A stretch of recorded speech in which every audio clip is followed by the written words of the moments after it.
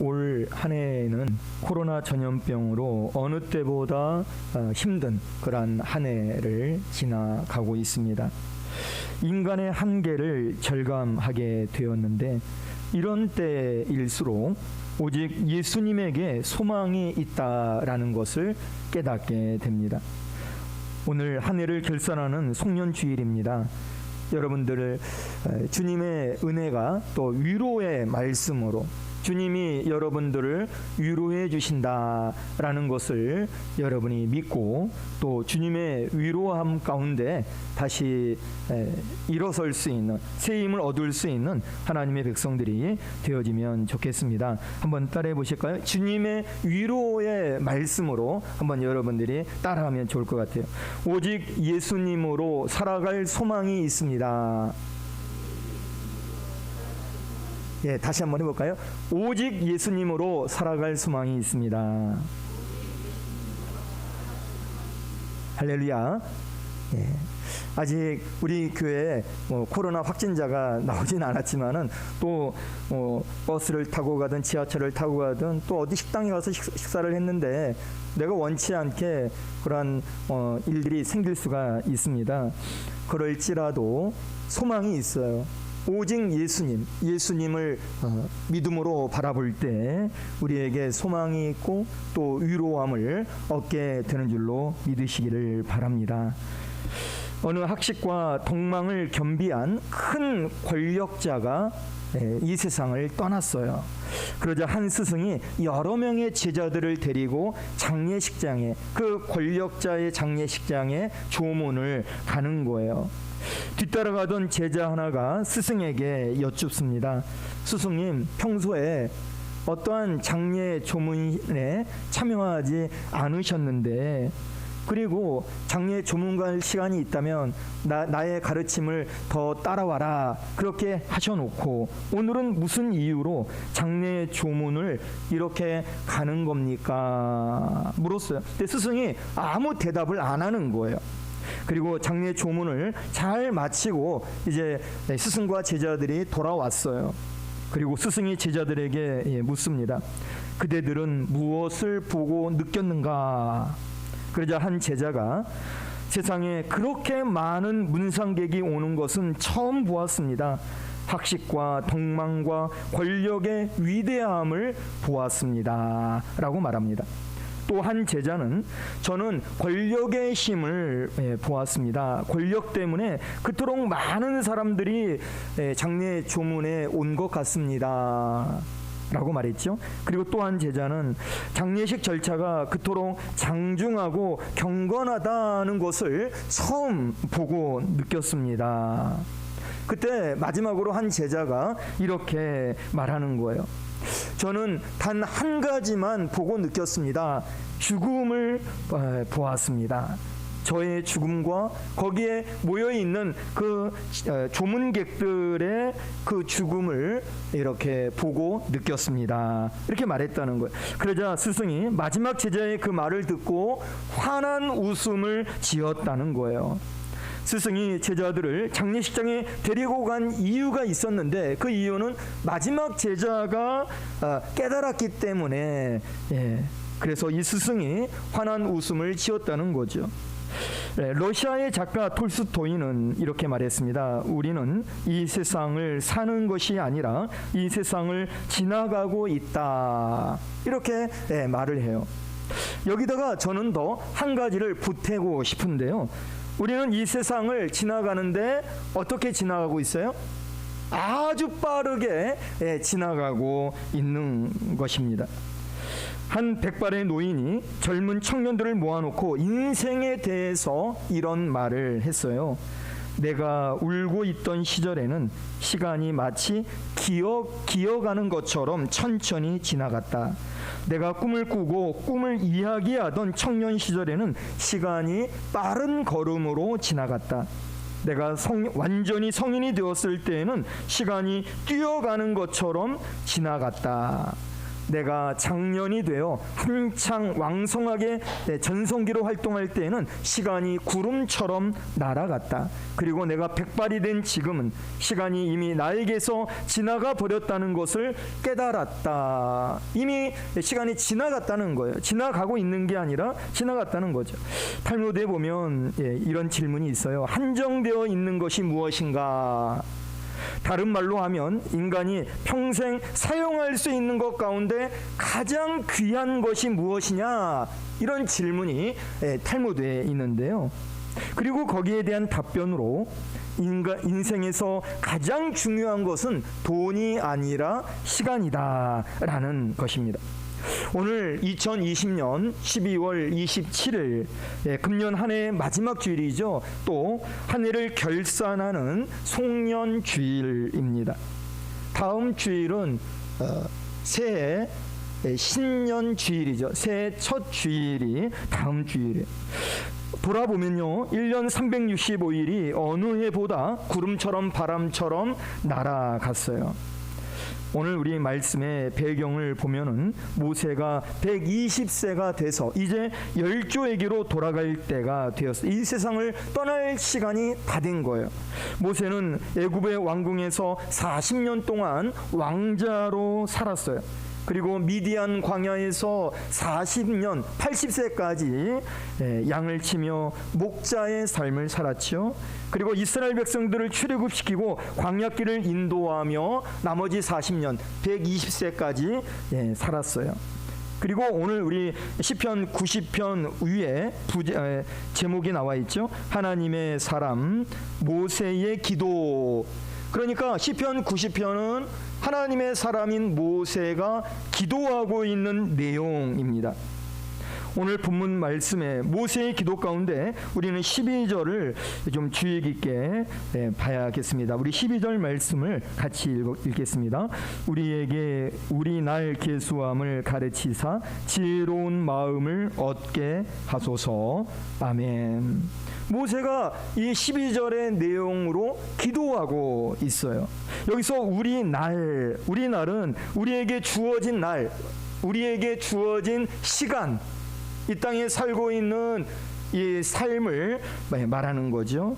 또 계수함을 가르치사, 계수는 숫자를 세는 거예요.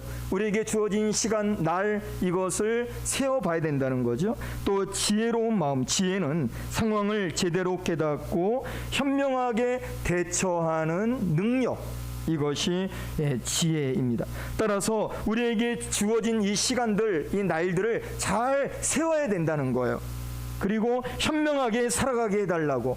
하나님, 내 마음대로 살지 않게 하시고 내 뜻대로 살게 하지 않게 하시고 하나님이 주신 지혜로 현명하게 하나님 살아갈 수 있도록 도와주옵소서. 이렇게 기도하고 있는 겁니다. 사실 그렇습니다. 이 세상에 소중한 것이 많이 있어요. 그런데 오늘 말씀에 보면은 소중한 것 중에서 소중한 것이 시간이다라는 것을 말씀합니다. 시간을 어떻게 사용하느냐에 따라서 인생이 달라지는 거예요. 시간을 어떻게 사용하느냐에 따라서 가치 있는 인생이 되고 또 후회 없는 인생이 될 수가 있지만, 그런데 어떻게 또 잘못 사용하면은 가치 없는 인생을 살 수 있고 후회만 남는 이런 인생을 살게 된다라는 거죠. 영어로 오늘은 today죠. 여러분 잘 알고 있을 거예요. 그런데 또 이 오늘이라는 이 단어, 현재의 또 선물이라는 뜻의 프레젠트라는 단어를 또 사용해요. 선물이라는 그러니까 오늘을 프레젠트라는 단어로 쓰지만은 또 선물이라는 뜻이 있는 거예요. 그래서 서양 사람들은 하나님이 시간을 선물로 주셨습니다. 하나님이 오늘 하루를 선물로 주셨습니다. 하나님이 우리 인생을 선물로 주셨습니다.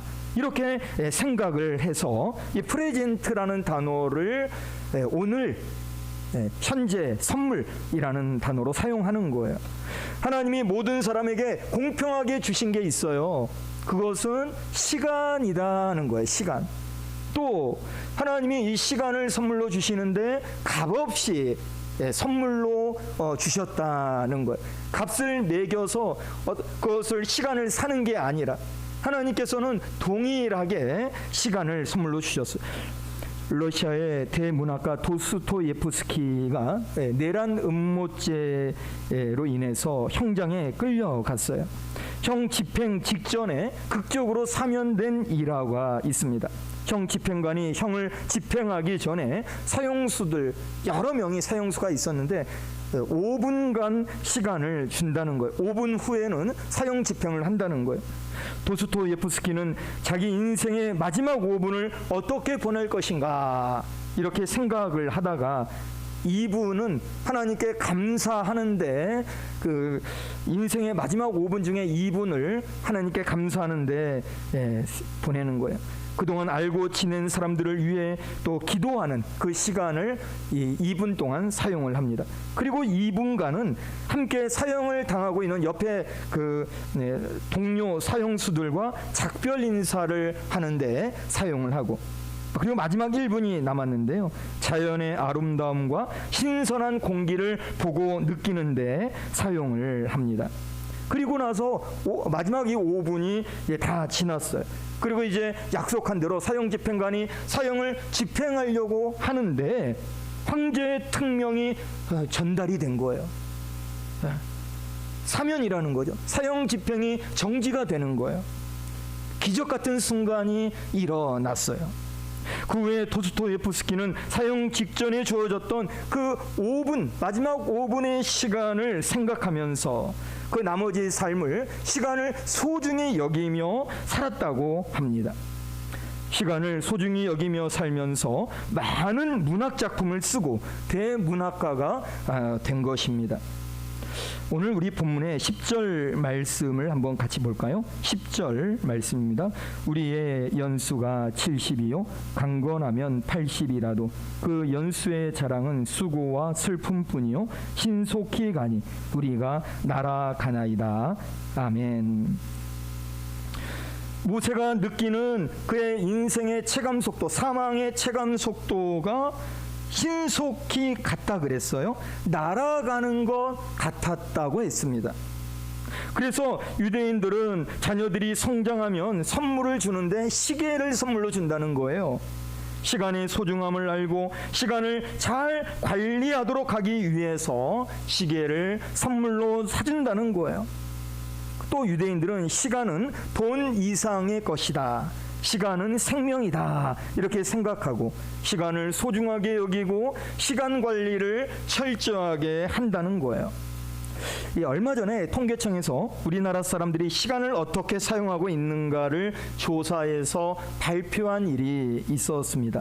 우리나라 사람들이 하루 24시간을 어떻게 사용하고 있는가라는 내용인데요, 그 통계에 의하면 잠자는데 7시간 25분, 아침 식사 23분, 점심 식사 29분, 교제 활동 53분, 직장 일이나 공부하는 일이나 가사 일이나 이 일에 8시간 42분, 낮잠 졸음에 23분, 저녁 식사에 30분, 취미 생활에 52분, TV 시청 2시간 5분, 이렇게 사용한다는 겁니다. 여러분은 하루를 어떻게 살고 있습니까? 또 지난 1년 동안 하루하루를 어떻게 살아오셨어요? 앞으로 주어진 시간들을 여러분은 어떻게 사용하시겠습니까? 시간은 모든 사람에게 똑같이 주어지는 거죠. 그런데 시간을 얼마나 소중하게 여기며 시간을 얼마나 잘 관리하며 시간의 우선순위를 어디에 두고 사용하느냐에 따라서 그 결과가 엄청나게 다르다는 거죠.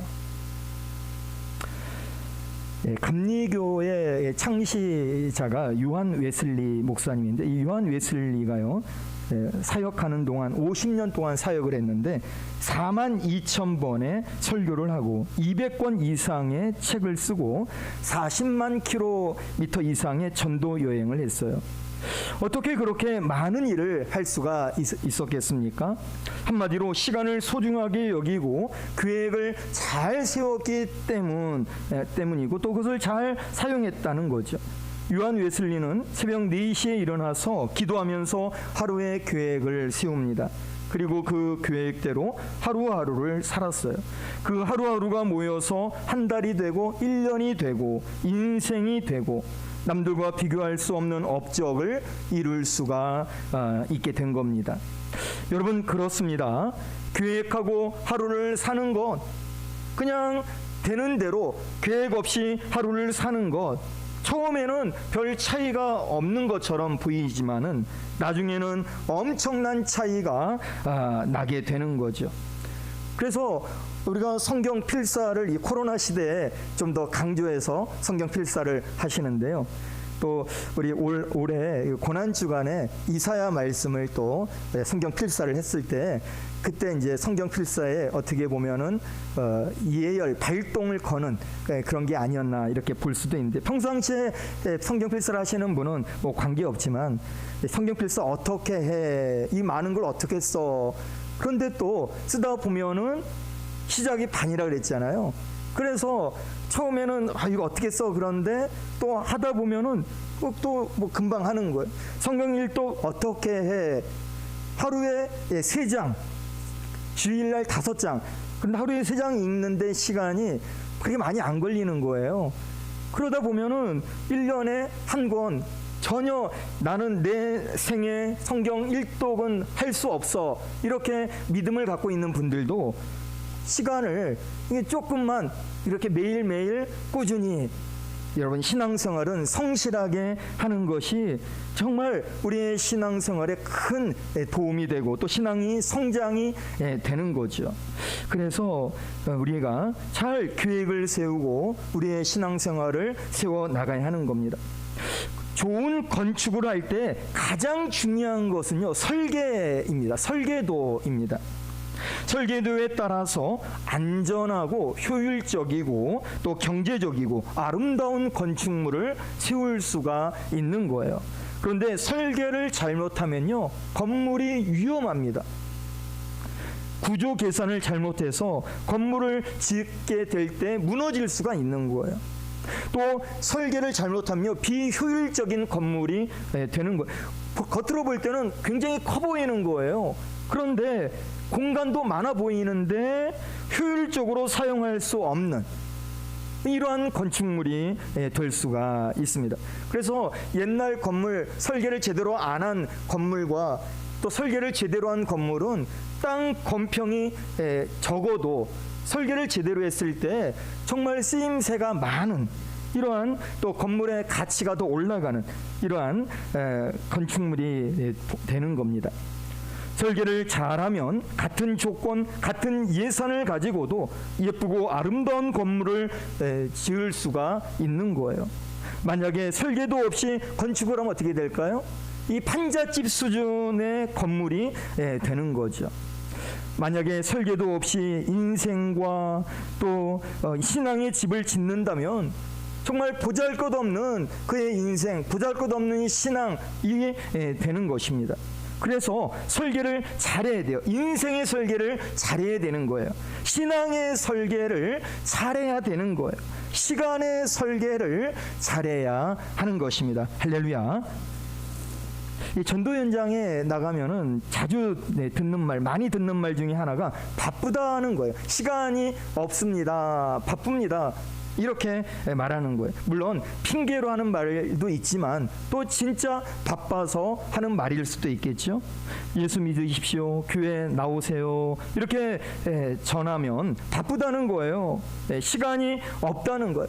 요즘 세상에 바쁘지 않은 사람이 어디 있어요?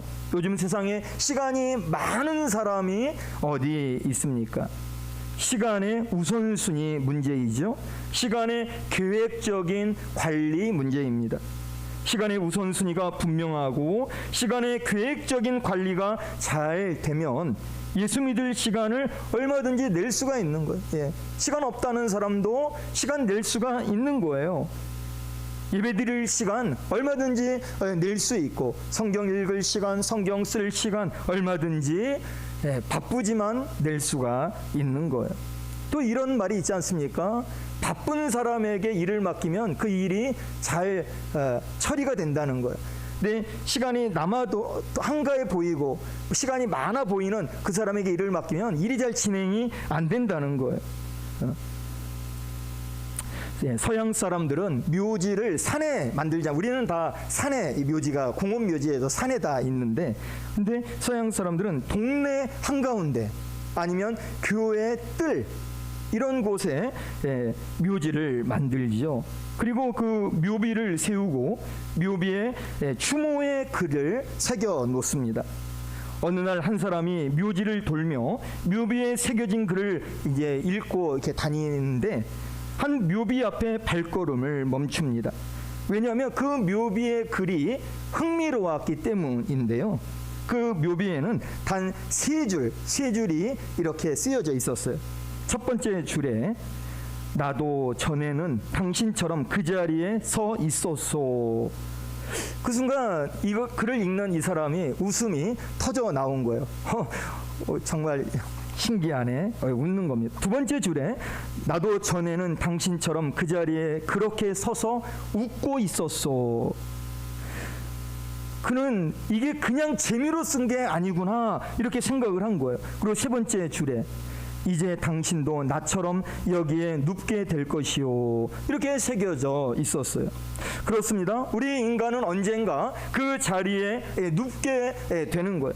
아무리 권세가 있어도, 아무리 돈이 많아도, 재능이 많아도, 잘생겨도 뭐 다 소용이 없습니다. 그래서 에베소서 5장 16절 말씀에 보면 세월을 아끼라 때가 악하니라. 한번 따라해 볼까요? 세월을 아끼라 때가 악하니라. 우리가 우리 날을 계수하며 지혜롭게 살아야 되는데 어떻게 해야 되겠습니까? 하나님 만나는 시간을 소중하게 여기고 우선순위를 두는 거예요. 신앙이라고 하는 것은 액세서리가 아니에요. 선택이 아니에요. 필수인 것입니다. 하나님을 만나면 만날수록, 하나님과의 관계가 깊어지면 깊어질수록 우리의 인생은 복 있는 삶이 되는 거예요. 왜냐하면 인생의 복은 하나님에게 관계가 있기 때문이에요. 사람이 노력해서 얻는 복, 한계가 있는 거예요. 진짜 복이라고 말할 수가 없는 이러한 것들이 많이 있죠. 그런데 하나님이 우리 인생을 이 땅에 태어나게 하시고 또 하나님께서 우리를 구원하시고 우리 인생에 진짜 복을 주시는 분, 그분이 하나님이시기 때문입니다. 그러므로 예배를 통해서 하나님을 만나고, 기도를 통해서 하나님을 만나고, 말씀 묵상을 통해서 하나님을 만나고, 이렇게 계속 우리의 신앙생활을 하나님과 연관해서 우리가 신앙생활을 해 나갑니다. 그럴 때 사명을 감당하며 또 살아갈 수가 있는 거죠. 하나님이 우리를 부르신 목적이 있어요. 우리를 구원하신 목적, 지금 이 자리에 세워놓으신 목적이 있습니다. 교회 안에서든지 교회 밖에서든지 하나님의 목적에 맞는 이런 삶을 살아야 하는 겁니다. 그리고 가치 있는 일에 시간을 사용하면서 살아야 하는 거예요. 그래서 하나님이 가치 있게 평가하시고 하나님이 가치 있게 여기시는 그 일들을 하면서 살아야 하는 겁니다. 우리가 이 인생을 살다가 남는 것이 있는데 그 남는 것은 하나님과 연관된 것, 이것만 남는 거예요. 여러분, 아무리 좋은 것을, 맛있는 것을 여러분이 먹었어도 그 당시에 그 먹은 것이지 시간이 지나도 그것이 계속 맛있었다 이렇게 느끼는 게 아니에요. 아무리 멋있고 아름다운 풍경을 여러분이 보았어도 그 당시에 멋있는 것이었고 아름다운 것이었지, 그것이 많은 시간이 지났을 때 인생 끝자락에 그것을 떠올린다고 그렇게 멋있었다, 그 감흥이 오는 게 아닌 거예요. 하나님을 얼마나 사랑했는지, 하나님을 얼마나 찬송했는지, 하나님을 위해서 내가 얼마나 헌신했는지, 하나님과 관계된 일, 이것만 남게 되는 것입니다. 프란시스코 자비엘이라는 사람이 스페인 사람인데 포르투갈 왕 요한 3세에게 위촉이 되어 선교사로 파송이 됩니다. 그래서 인도 지역, 세일로, 말레 제국, 그리고 일본까지 이렇게 선교했던 동양 선교의 선구자로 알려져 있어요. 그가 1553년 12월 3일에 숨을 거두었는데 포르투갈 왕 요한 3세에게 이런 유언을 남겼다고 합니다. 폐하께서 어느 날 하나님 앞에 서야 할 시간이 있음을 잊지 마십시오. 그 끝날의 계산을 위해서 더욱 양심적인 국왕이 되어 하나님과 사람 앞에 겸손하셔서 총결산의 시간을 맞이하도록 준비하십시오. 이렇게 유언을 했다는 거예요. 우리도 그렇습니다. 우리도 하나님 앞에 서서 총결산해야 되는 시간이 오게 돼요. 우리가 우리의 날을 계수하면서 그 날을 준비하며 살아야 지혜 있는 사람이 되는 것입니다. 저는 2020년 한 해 동안 장례식장을 여러 번 갔어요. 조문을 그냥 단순히 조문만 하기도 했고 또 장례를 집례하기도 했어요. 금년에 세상을 떠나신 분들은 내년이라는 시간이 주어지지 않죠. 그런데 오늘 이 자리에 예배드리는 모든 분들은 내년 2021년이라는 시간이 다시 주어지게 됩니다. 하나님이 또 2021년이라는 시간의 선물을 주시는 거예요.